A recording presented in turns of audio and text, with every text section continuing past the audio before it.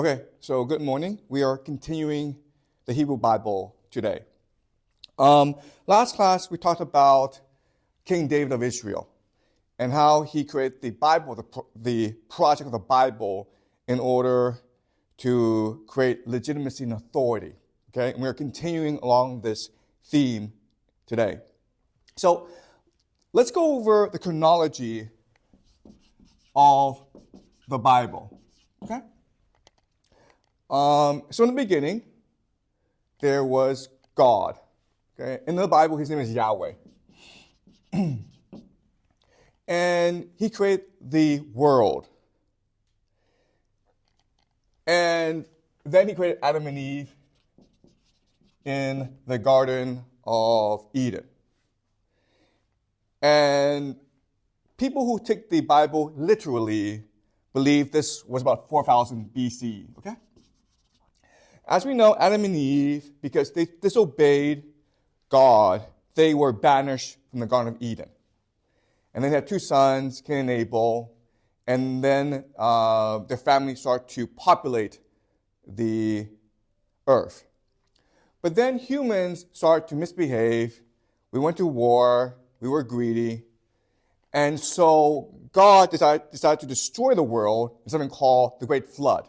And this is a story of Noah's Ark.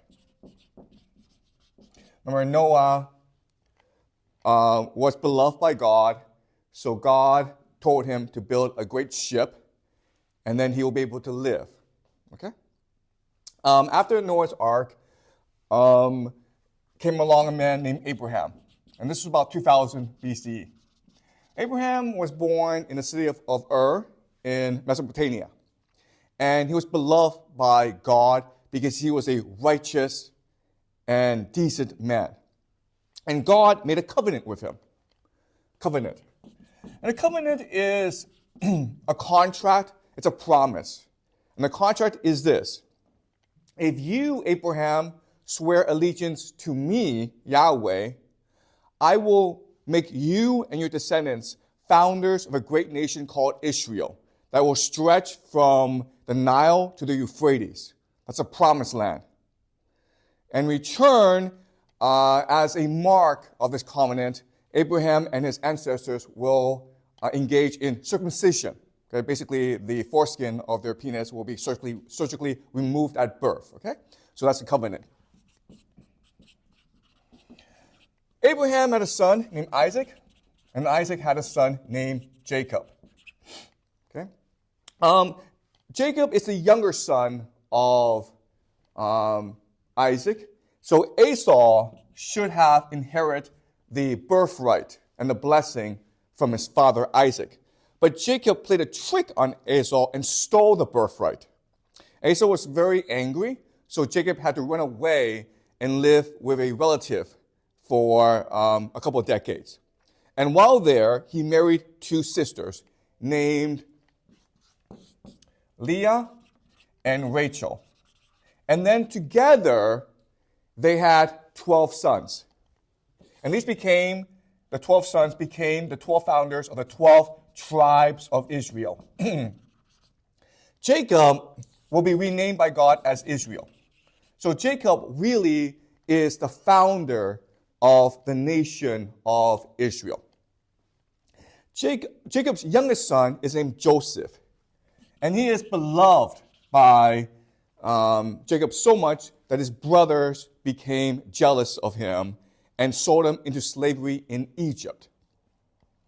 Joseph was also beloved by God, and he had a special gift of reading dreams. And he became a special advisor to the Pharaoh, and he became very wealthy. Meanwhile, back in the land of Israel, Jacob and his sons, their family, are facing this massive famine. So Joseph comes and rescues them, and the entire nation of Israel moves down to Egypt, okay, where they become very wealthy and prosperous. And because they have many children, eventually, after a couple of decades, they become a threat to the establishment.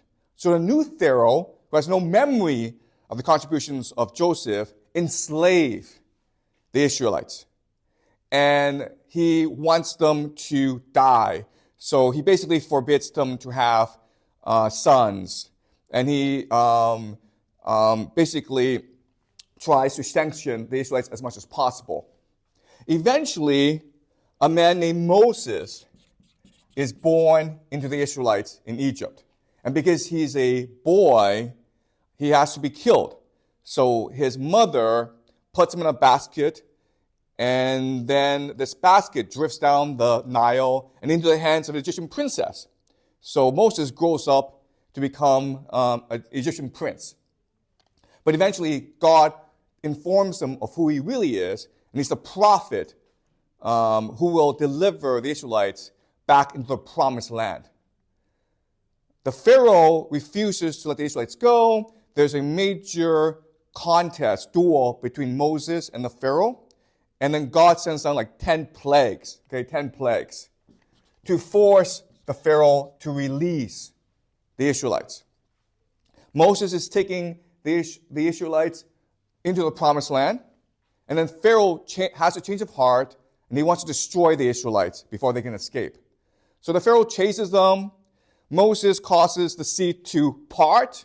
They cross the valley, and when Pharaoh and his army are about to enter the sea closes in on them and drowns them. Okay? And then when Moses and the Israelites are in the desert, Moses ascends a mountain to receive the law of God. And this is what we call the Ten Commandments. But while Moses is away, the Israelites create an idol to celebrate Yahweh. And Yahweh hates this because Yahweh does not want to be represented on earth. So Yahweh sentences them to a long exile in the desert. And he tells Moses, you will deliver the people from Egypt, and that is your mission, but you will not enter the promised land. You can see the promised land, but you will not enter the promised land. So the mission goes to Joshua, who is Moses' disciple, and Joshua and the Israelites start a massive military campaign into the land of Canaan, which is a promised land. And over the span of years, they basically massacre the people, and they create the nation of Israel. And then we enter the period called the Judges. And these are 12 individuals who become the tribal leaders of Israel. And Israel at this time is at war with all their neighbors, the Moabites, the Edomites, the Philistines, the Canaanites. And this period lasts for a long time until the Israelites pick a king named Saul to lead them. Okay, King Saul. And then as we know from King Saul will come David, who will usurp the throne from Saul and be the great king of Israel that we remember today, okay? And David is considered the real founder of the state of Israel as well as the Jewish faith. Okay? So that's the chronology of the Bible. Now, because the Bible is written almost like a historical document, for most of human history, people believe this to be literally true. Okay? But in the past 400 years, 300 years, there are many archaeologists who have tried to prove the events in the Bible. For example, Noah's Ark.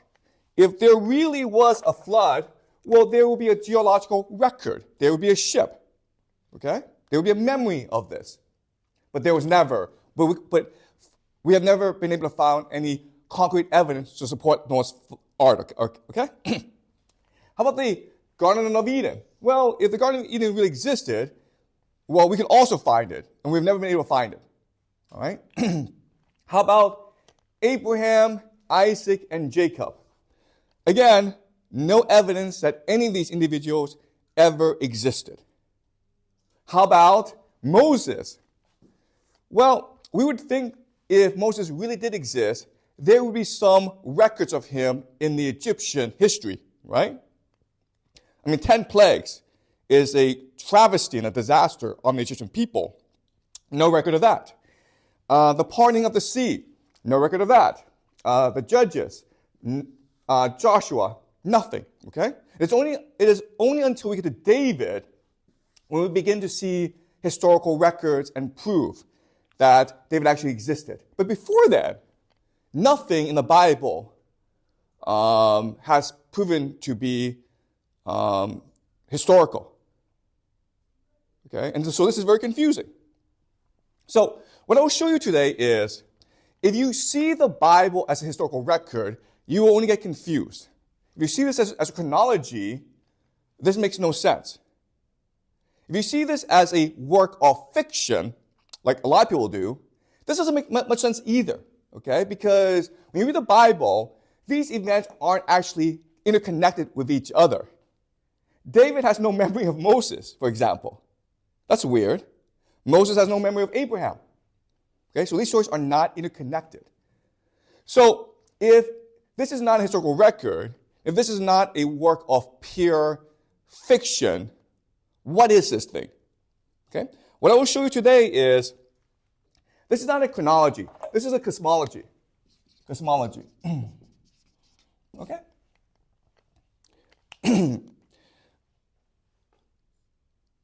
Remember, last class, we talked about why things are written down in the ancient past. And as I said, kings sponsor writing projects for three major reasons. The first reason is to create legitimacy and authority.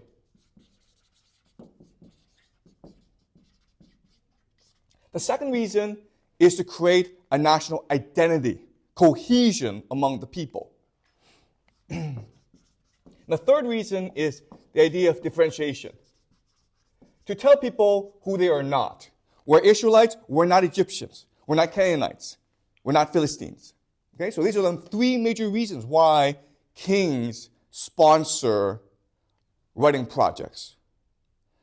And for the Israelites and David, these three imperatives are particularly salient. Okay? They're really necessary, right? So let me explain why that's the case. So, legitimacy.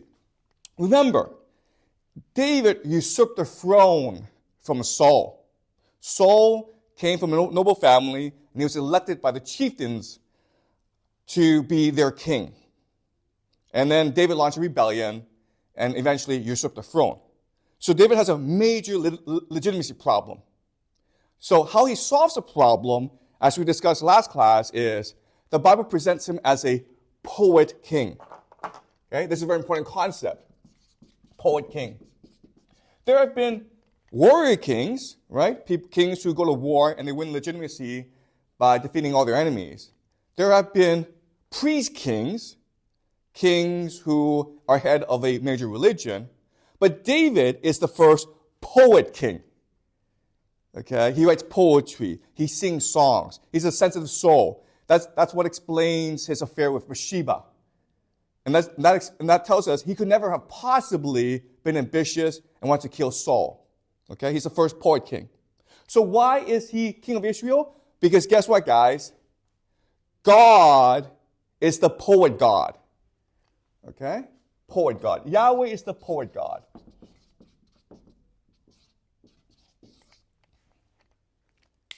So this is a radical conception of divinity in the ancient world.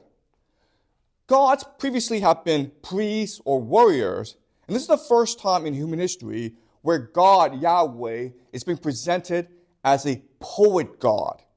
When you read the Bible, it's very interesting how he creates the world. He speaks and things are created. Okay? He says, "Let there be light. Let there be heaven and earth." He speaks. And when he speaks, a new world is created. And then he looks at this world and says, "And this is good." Okay? So he's like a writer who speaks words and then who edits his words in order to create something much more beautiful. He's a poet. And as a poet, he's very sensitive. Okay? Which means he creates Adam and Eve because he's lonely. He wants friendship. Okay? So, in other words, the Bible is fundamentally a story of friendship, of two poets who are alone in the world and who found friendship and comfort in the existence in each other. Okay? And the way the Bible accomplishes is through the idea of covenant. So in the Bible, there are 4 covenants, promises. So the first covenant is between Noah and Yahweh. It's what we call the Noahide covenant, the Noahide covenant. And the idea of this is this. After Yahweh destroys the world, he feels tremendous remorse for what he's done. And he promises Noah, as long as humans are not too evil, I will not destroy the world. Okay? If humans stay good, I will not destroy the world. The second covenant is between Abraham and Yahweh. It's called the Abrahamic covenant. And in this covenant, Yahweh says to Abraham, if you and your descendants stay true to me, I will create a great nation out of you. Okay, I will give you the nation of Israel. And the third covenant is between Moses and Yahweh. It's called the Mosaic covenant. And the idea is, if the Israelites follow the 10 Commandments and worship Yahweh, only Yahweh, then Yahweh will protect them as a nation. Yahweh will show them favor. Okay? So those are the 3 covenants. But when we get to David, called the Davidic covenant, something interesting happens. All 3 previously are what we call conditional covenants. If you do this, then I will do this.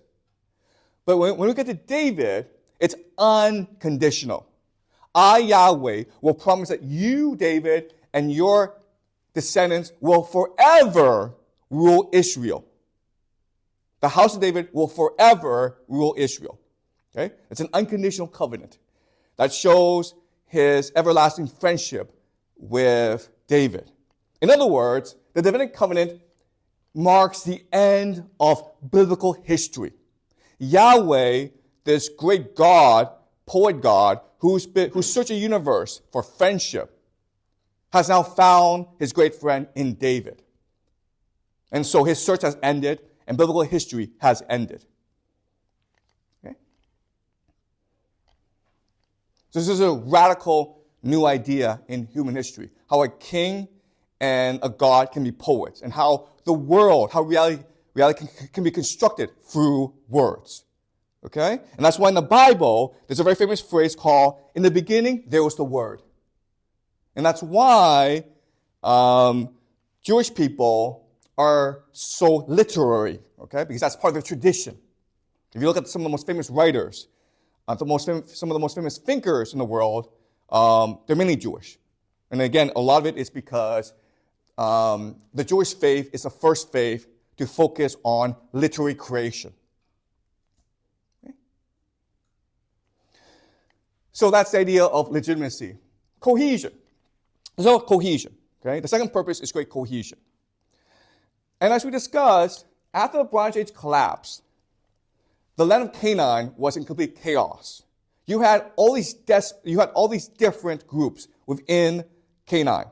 You had the nomads from the desert, okay, the Bedouins. You have the hill people of Canaan. You have refugees from the cities of Canaan and these cities have been destroyed. You have Egyptian priests. You have foreign mercenaries. And now you have sea peoples, these Greeks and these other peoples who are coming into Canaan because they've lost their lands back at home. Okay? So you've got this very different group of people together. They're in competition with other groups, like the Philistines. So now they need to create a national identity out of all of this, right? And that's what the Bible is doing, guys. Okay? Remember, there's a concept we learned that's very important in class called syncretization, right? Syncretization.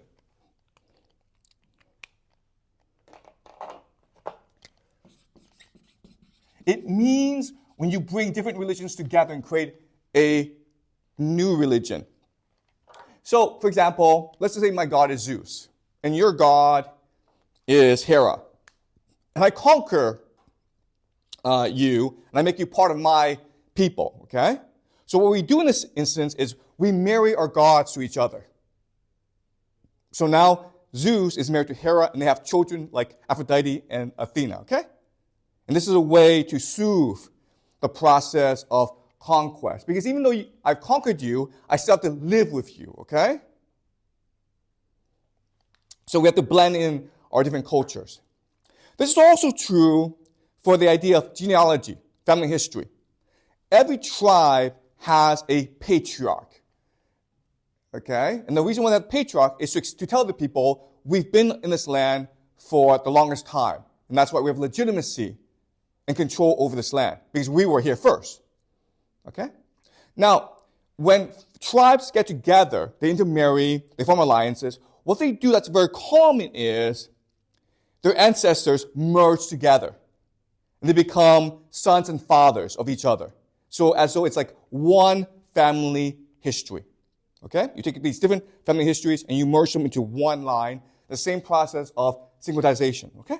So if you look at this instance, Abraham, Isaac, and Jacob, it's basically three major tribes of Israel coming together to form one family history. In this instance, the most powerful family is that of Jacob. Because Jacob, Israel, gives his name to the new nation of Israel. The second most important person or tribe is Abraham, because he's the progenitor of this family, okay? And third will be Isaac. And in fact, in the Bible, Isaac receives the least amount of attention, okay?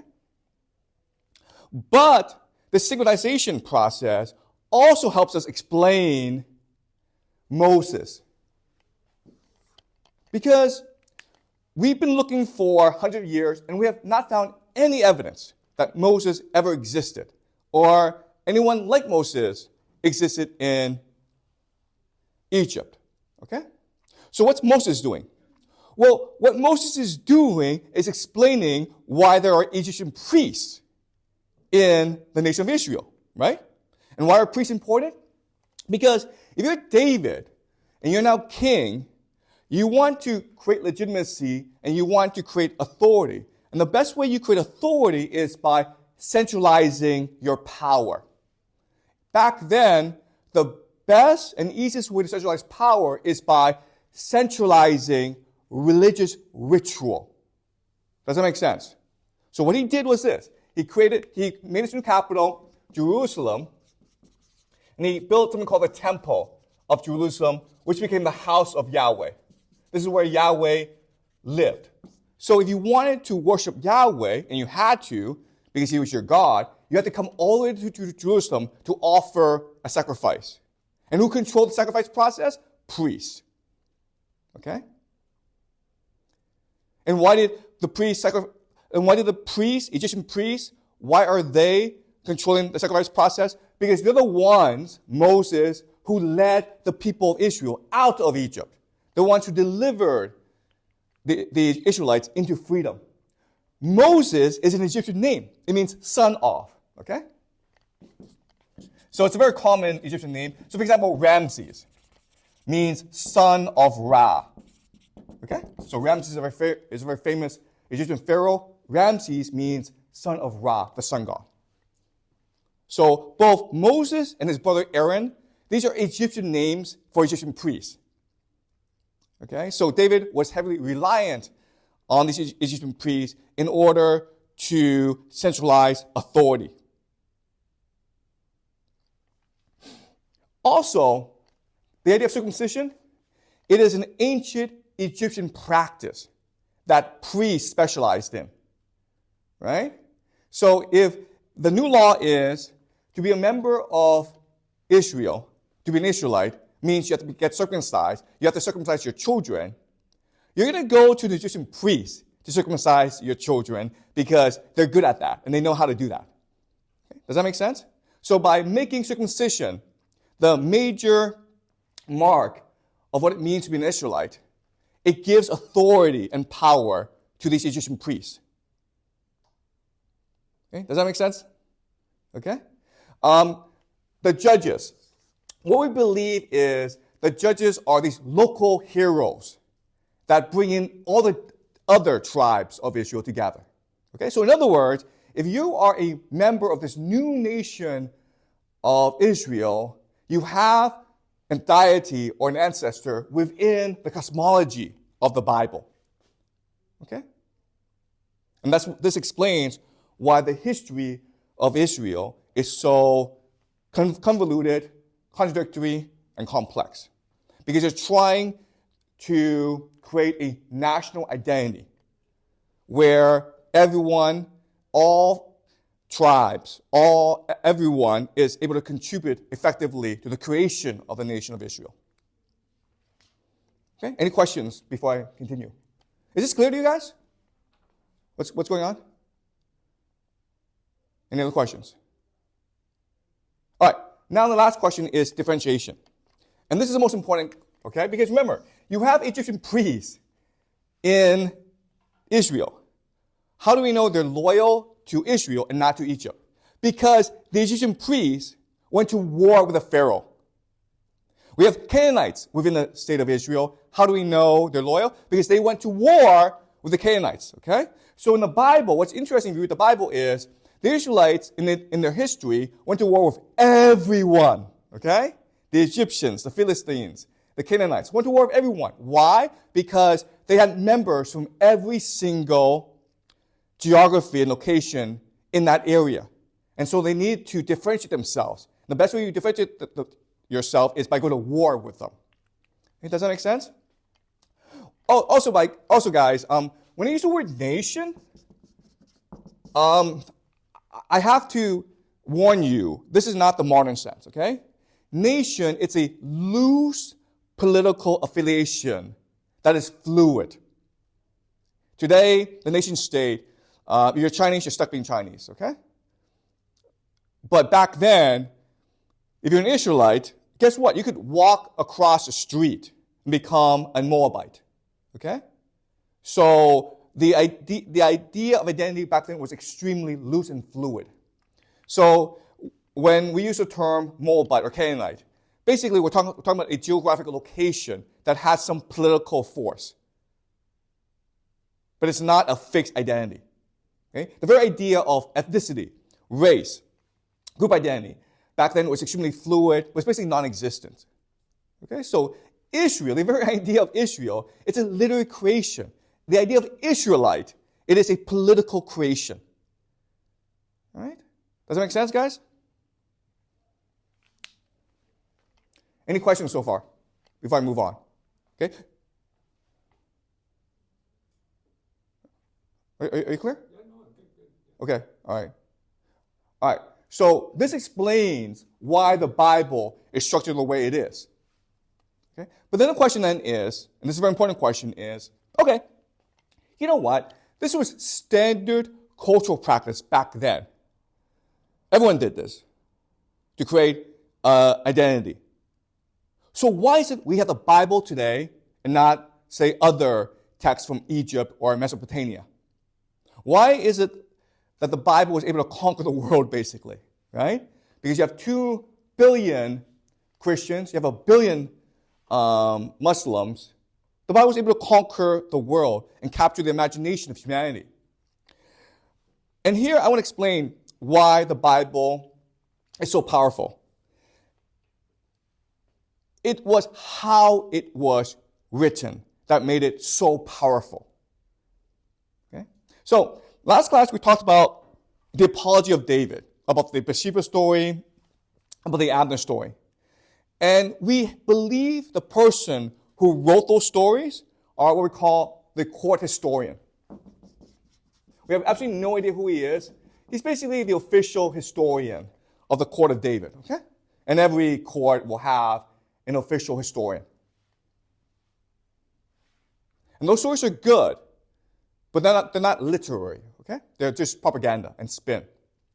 But the person who wrote the Bible, especially Genesis, was a unique literary genius of the stature of Homer and Plato and Dante, okay? The person who wrote the Bible, who first wrote the Bible, was an incredible literary genius.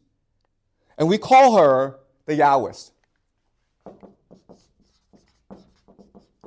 Okay? Why do we call her the Yahwist? It's just convention because she uses Yahweh as the name of God, and other writers don't actually use Yahweh as the name of God. Okay, so by convention we call her the Yahwist. Now the question then is, who is she? And we're fairly certain it's a she. Okay, and as I will show you, we're fairly certain it's a she because she focuses not on war, not on conflict, but on domestic tragedy and affairs, childbirth, marriage, love. And this is unique in human history. Okay? So we're fairly confident it's a she. There are many who believe she is of the court of David.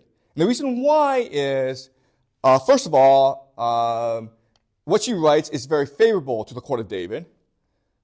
Also, back then, as you can imagine, only aristocratic women had the privilege of reading and writing. Okay, she clearly had access to the mythology of Egypt, Mesopotamia, Anatolia. She has access to a great education. So we believe she's a princess. I will go further and make the argument that she must be either the daughter or the granddaughter of King David. Okay, I would make this argument that she has to be the daughter or the granddaughter of King David. And the reason why is what she wrote, and I'll show you what she wrote. What she wrote was so controversial and so unique and so imaginative that the priesthood could not possibly accept what she did. If she was just a priest, or if she was just an aristocratic of low birth, there was no way her writings would become part of the Bible. Okay, so she must have been someone of high authority, and there is actually a precedent for this. So for example, we know that in about 2000 BCE, this is at least 1,000 years before the Yahwist began to write, the Sargon of Akkad, who is the first great empire builder, okay, the first emperor, basically, and this is someone that back then, during the time of King David, everyone knew and worshipped. Okay, King David knew about him, and he knew about his practices. When Sargon of Akkad conquered Mesopotamia, he appointed his daughter named Enheduanna to be like the high priestess of their religion. But what's interesting about her is she's a poet. And she is the first named author in human history. Okay, this is 2000 BCE. She wrote a lot of poetry. So there is a history, a precedent for these kings to appoint their daughters to be the official poet of their nation. Okay? So that's what I think the Yahwist is. But honestly, we'll never know, and it's not important. Okay? We just have to know she was an exceptional literary genius who made the Bible what it is today. All right? So let's go over some of her literary contributions very shortly. And again, because the Bible has been redacted for about 2,000 years, 3,000 years, we've lost a lot of her original writings, okay? So we'll analyze a couple of stories that we know for sure she wrote. The first is called Adam and Eve. The second is the story of Jacob and Rachel, okay? All right. So you think you know the story of Adam and Eve, but I guarantee you it's wrong, okay? I guarantee you, even if you know the story of Adam and Eve, it's wrong. All right. So let's go over the official or the mainstream understanding of the story of Adam and Eve. God told Adam and Eve, listen, this is the Garden of Eden. It's paradise. You can do whatever you want. Life is easy. Apples fall from the sky. Okay? You can pick tomatoes and carrots from the ground. Life is easy. It's paradise for you. But there's one rule and only one rule in the Garden of Eden. And the rule is, do not eat from the tree of knowledge of good and evil, because it's poisonous. And of course, Adam and Eve had to disobey God. And God became so angry that he banished Adam and Eve from the Garden of Eden. And that was our act of disobedience. The first act of disobedience, our first sin, the original sin that has doomed us forever until the redemption of Jesus, right? That's a story we all know. The story is completely and utterly wrong. That's not what it says in the Bible. Okay? So I'll explain first what the Bible says, and then I'll explain how we can interpret the story. Okay, so God says to Adam and Eve, don't eat that fruit, okay? And then Adam and Eve are curious. Why can't you eat that fruit? And then Eve meets a serpent on the ground, and the serpent talk. And Eve basically says, we can't eat that fruit. And the serpent says, why? Eve says, it's poisonous. So the serpent says, no, it's not poisonous. You're being lied to. The reason why Yahweh does not want you to eat from the fruit is once you eat it, you'll become like God. Your eyes will open. You will have the knowledge of good and evil. And then Eve gets angry because she feels manipulated. And she convinces Adam to eat the fruit as well. So they eat the fruit. And their eyes are open now. They have knowledge of good and evil. Yahweh visits them in the garden, and he discovers they're hiding from him. And Yahweh commands them to come out, and he sees right away they're embarrassed about their nakedness. They're embarrassed about being confronted by Yahweh. So Yahweh knows they've eaten the fruit. Adam says to Yahweh, it's Eve's fault. Eve says to Yahweh, it's the serpent's fault. And Yahweh decides to punish all three. He says to the serpent, from now on, you will slither on the ground, and you'll be hunted by man. Eve, from now on, you and all your descendants will suffer the pains of childbirth. Childbirth will be an extremely painful process. And then he says to Adam, from now on, you must sweat to grow food, to feed yourself. From now on, life will be hardship. It will be toil and pain and suffering. Okay? And then he does this, okay? This is very interesting. And this is where the Bible demonstrates its genius, okay? And the Lord God made garments of skins for the man and his wife and clothed them. Then the Lord said, see, the man has become like one of us, knowing good and evil. And now he might reach out his hand and take also from the tree of life and live forever. Okay? This is where the Bible is genius. Because it's telling us why God is banishing Adam and Eve from the Garden of Eden. It's telling us. It's because there's another tree God didn't mention to them. It's called the tree of life. And it allows you to live forever. So why is this a problem? Well, there are two things that differentiate God from us, humans. The first thing is God has knowledge of good and evil. Second thing is God lives forever. That's it. Okay? That's the only difference.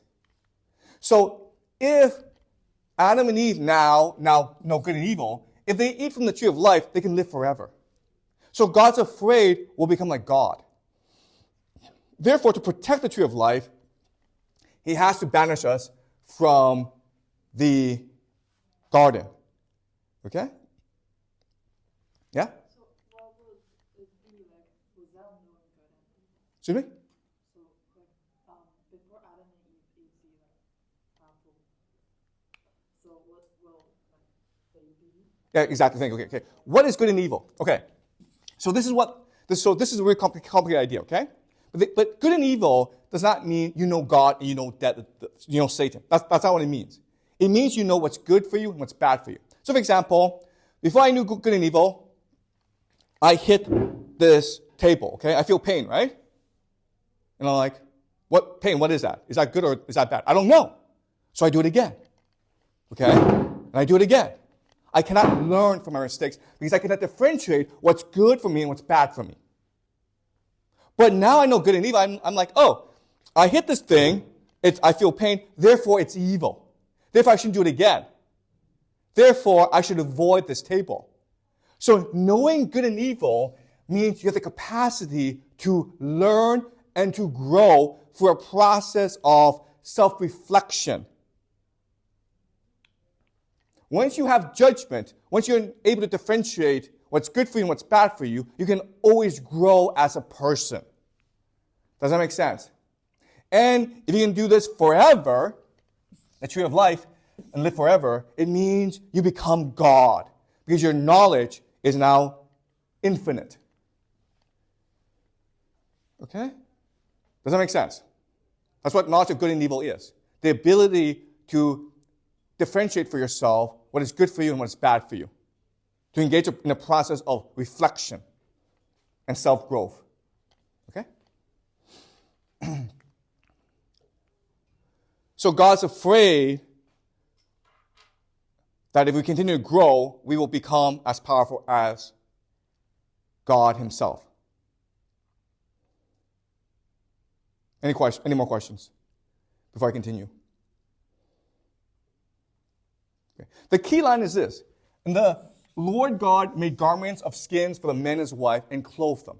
This is right after he punishes Adam and Eve. This is right after he scolds them. Right? This is God pitying them and giving them a present. This is very strange. This is paradoxical. Why would God do this? Okay, there are different ways to interpret this, but I think this is God showing remorse and regret. Okay? This is a radical idea, but this is God saying to Adam and Eve, I'm sorry for this. This is God showing remorse and regret. Why is God showing remorse and regret? You show remorse and regret when you do something wrong, right? But what did God do wrong? What did God do wrong?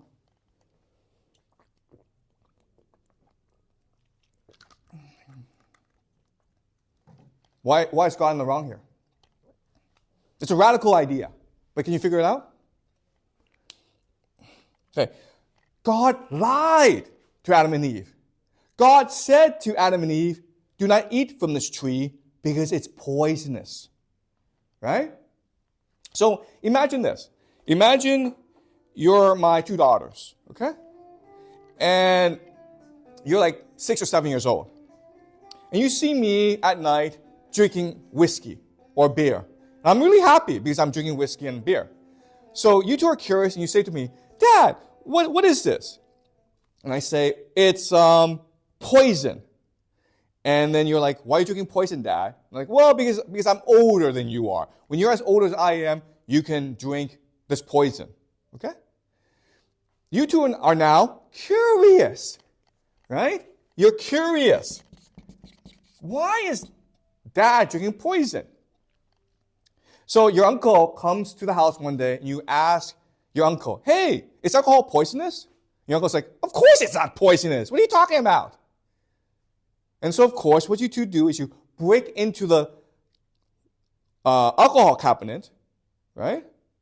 And you drink whiskey, and you become very happy, and you throw up. I come home, and I shout at you. You guys are terrible. I told you not to drink that.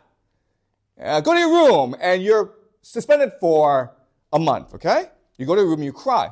And then I come knocking and say, hey, do you guys want to go out to McDonald's and have a hamburger together?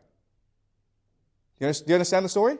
Because I know I'm not wrong. I should not have said to you, alcohol is poisonous.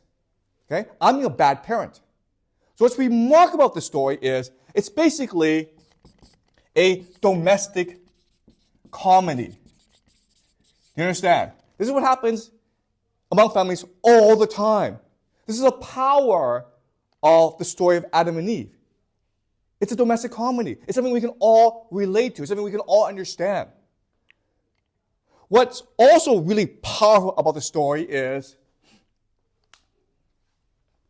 God is fallible. God has made a terrible mistake. What's important is this. God understands he's made a mistake. That's why he's showing remorse and regret. Okay? So again, Yahweh, he's a poet God. He's curious about the world. He wants to have friends. But he's inexperienced. He's naive. He's a new father. So he's going to make mistakes. Making mistakes is a process of growing up. What makes humans exceptional, what makes humans unique from animals is our capacity to make mistakes and to learn from them because we ate from the tree of knowledge of good and evil. Okay? Do you see how radical all this is? These are radical new ideas in human history. God is fallible. What's important is to understand and admit your mistakes and grow from them. Okay?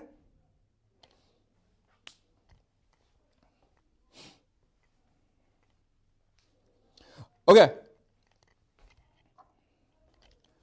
The story continues because now Adam and Eve are banished from the Garden of Eden. They have two sons named Cain and Abel. Abel is a shepherd. Okay?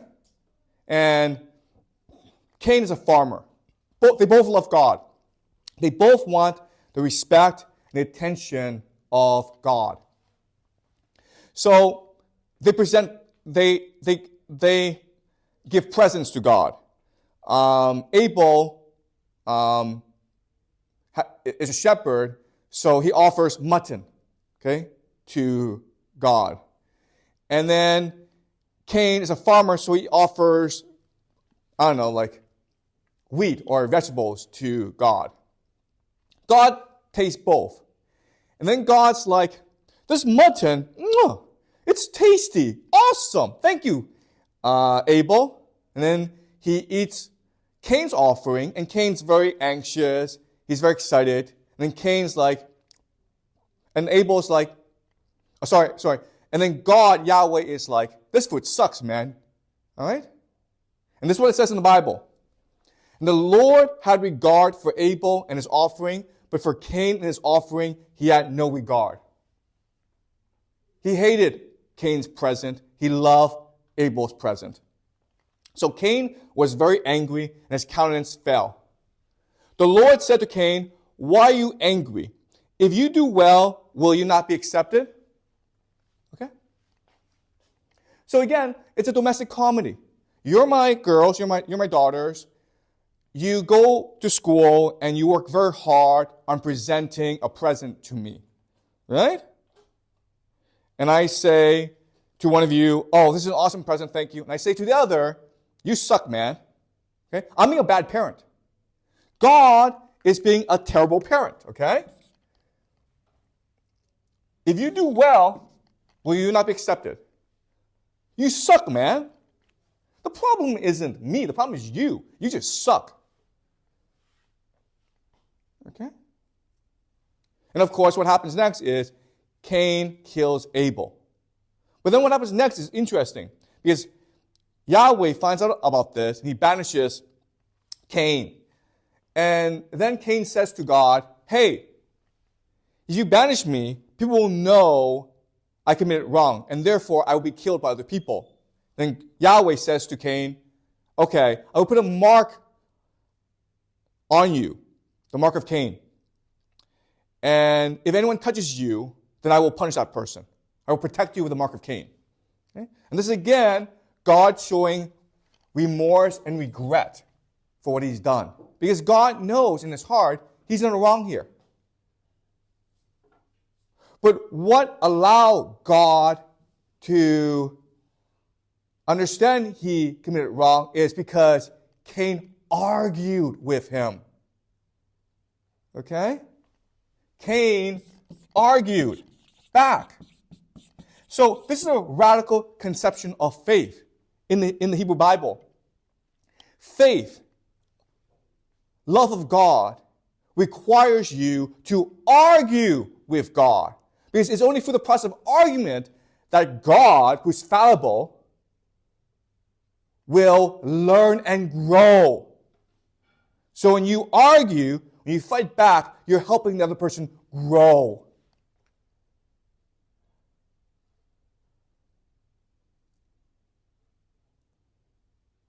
Okay? Any questions about this story before I move on?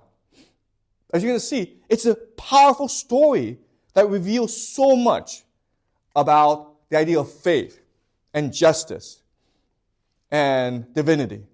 Okay? Any more questions before I move on?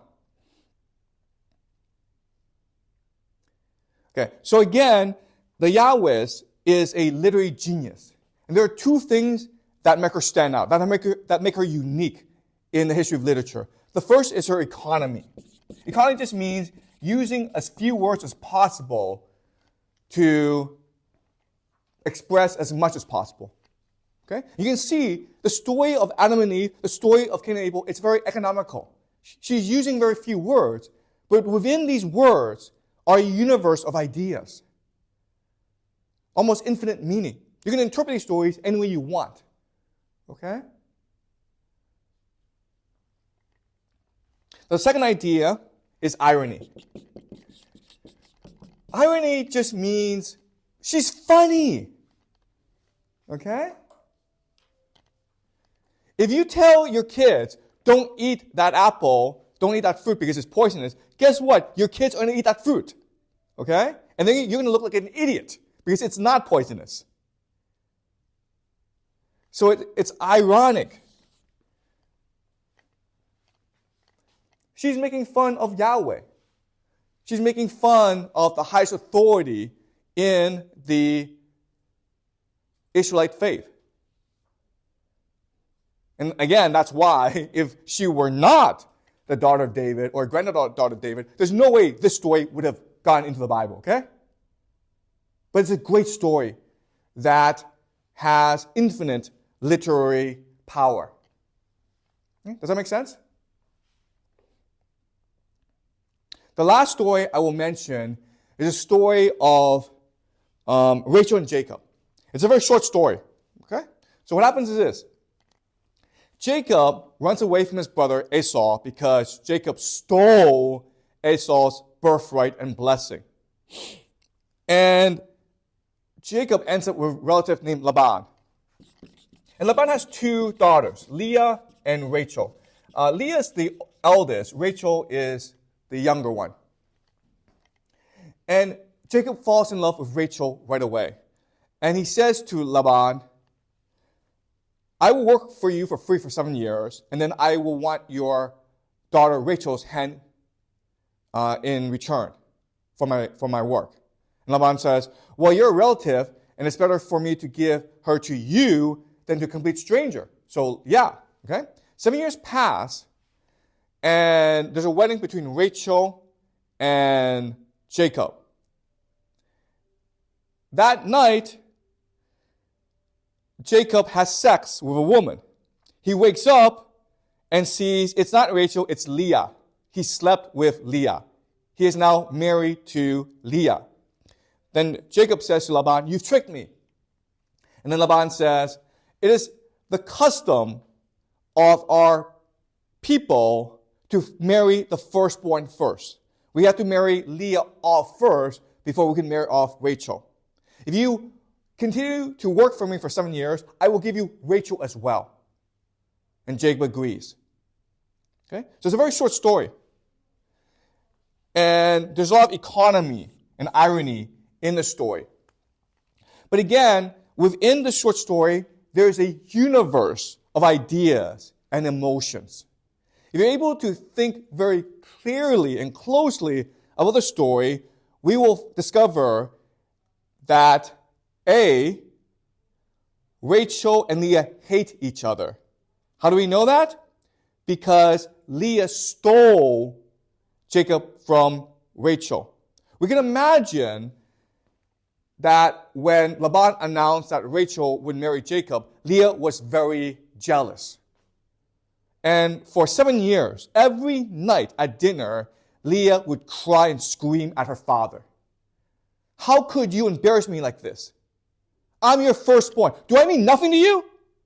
Okay, we can imagine the family drama and the comedy, right? Laban's like, you know what? If after 7 years, Jacob marries Rachel, they're going to run off together, right? And for the rest of my life, I'm going to be stuck with Leah screaming at me and hitting me in the head for the rest of my life, right? So he's like, I need to figure out how to get out of this deal, right? So that's why he tricks Jacob. We can also figure out that Rachel and Jacob love each other. Their love is the greatest love in the world. Because, first of all, Jacob's willing to put up with this crap for another 7 years in order to be with Rachel, right? Second of all, Rachel's willing to wait for Jacob.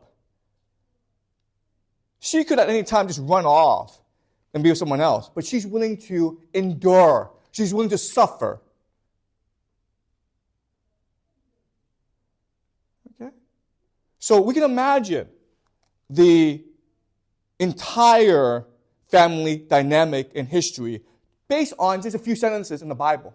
That's the power of the Yahwist. Okay? The Yahwist, she's really writing about what it means to be human, what it means to have a family. And that's why the Bible endures to this day. Because there are these powerful stories in the Bible that tell us, that reveal to us what it means to be human, what it means to love, what it means to forgive, what it means to have family.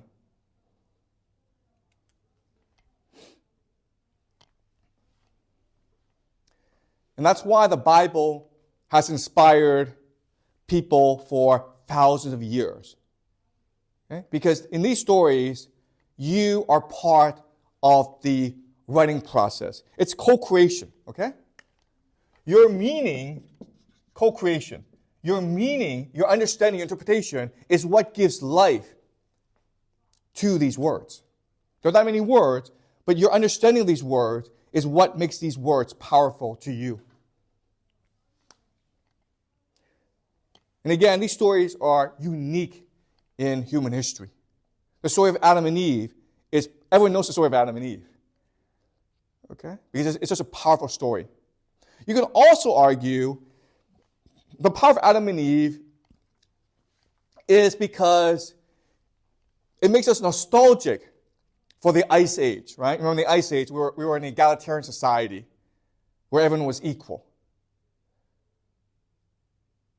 And the Garden of Eden is a metaphor, a symbol for that time. Okay? So it is provoking or activating our nostalgia for that time. Within each of us must be that a long-lost memory of a time when we humans were alone in the world. There weren't that many of us. But life was fairly pleasant. Okay? Food was plentiful. We were all friends with each other. We didn't really struggle against each other. We really didn't struggle against nature. We were one with nature and with each other. Okay?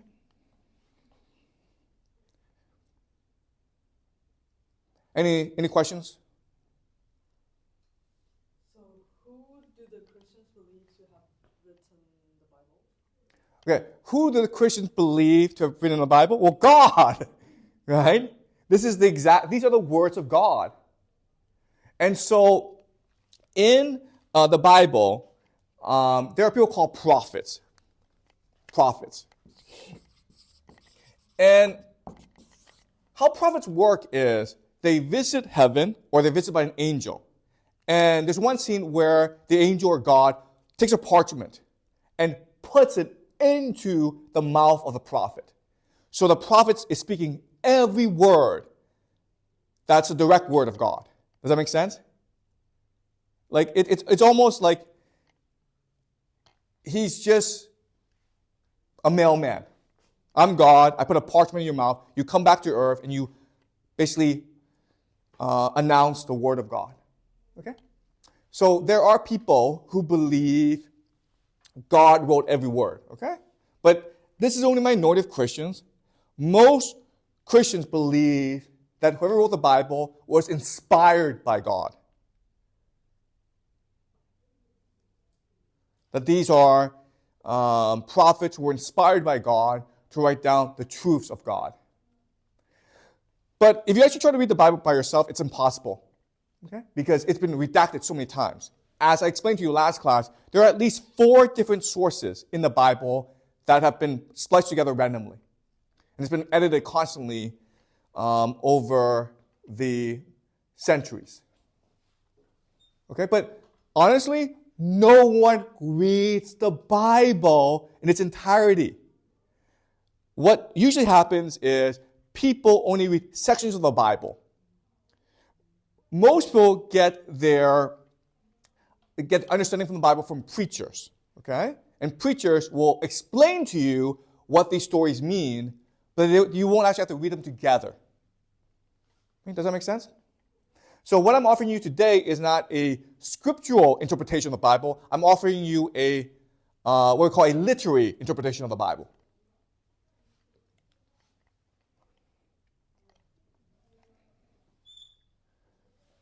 Okay?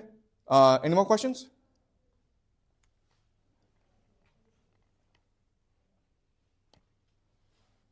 Are you guys clear about this? Okay, so we'll continue the Bible next class. And next class, we will look at the religion of Zoroastrianism. Because when the Persian Empire conquers the world, Zoroastrianism, their religion, will start to merge with the Bible, which creates new ideas, okay, that will eventually become the basis of Christianity.